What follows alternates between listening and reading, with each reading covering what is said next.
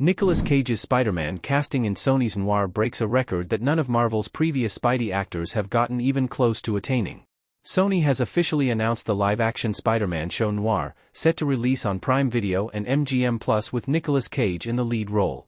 Cage voices an animated version of Spider-Man Noir in Sony's multiversal Spider-Verse movies, but this iteration of the character will be separate from the live-action series. Spider-Verse writers and producers Phil Lord and Chris Miller, however, will executive produce Noir. In the source material, Spider-Man Noir is the Peter Parker from Earth 90214, where superheroes begin to appear in the 1920s. Like the main Marvel Universe's Peter Parker, Spider-Man Noir faces villains such as the Green Goblin, Dr. Octopus, and Mysterio, and he crosses paths with other heroes and anti-heroes such as Black Cat, the Punisher, and Daredevil. Nicolas Cage's Spider-Man Noir will not be Peter Parker, but a different character who takes the Spider-Man mantle in his own universe, which will likely be separate from Sony's Spider-Man universe movies and their established continuity. Nicolas Cage is the oldest Spider-Man in 47 years of movies and TV shows. Nicolas Cage is more than twice as old as the current Spider-Man actor.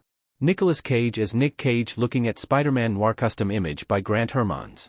Nicolas Cage has been cast as Spider-Man Noir at 60 years old, 32 years older than the oldest live-action Spider-Man actor at the time of his respective casting, Andrew Garfield, who was 28 when he announced his starring role in The Amazing Spider-Man at San Diego Comic-Con 2011. Cage is 12 years older than Tobey Maguire and 20 years older than Andrew Garfield, both of whom returned in Spider-Man: No Way Home, 14 and 7 years after their previous appearance, respectively.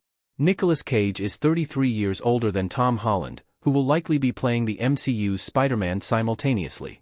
Cage's older Spider-Man can open up brand new stories. Spider-Man can follow in Wolverine, Iron Man, and Batman's footsteps. Throughout the decades, Peter Parker has become synonymous with his school and college years. Various comic book runs have challenged that notion, with varying degrees of success. Meanwhile, Spider-Man's older years have only begun to be explored on the big screen in Spider-Man: No Way Home, where Tobey Maguire and Andrew Garfield's Peter Parkers briefly discussed the physical toll of their superhero duties.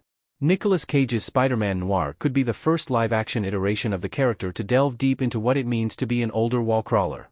Other superheroes have recently starred in movies and shows that deal with this kind of theme. For instance, Hugh Jackman's Wolverine faced the end of his centuries-long journey as his powers faded in Logan, Robert Downey Jr.'s Iron Man retired for 5 years in Avengers: Endgame, Jeremy Renner's Clint Barton struggled with side effects of his job in Hawkeye, and Ben Affleck's Batman had to adapt to massive changes in the world at the end of his career in the DCU. Considering how famous Spider-Man is, it was only a matter of time until a live-action Spider-Man movie or show followed a veteran version of the hero.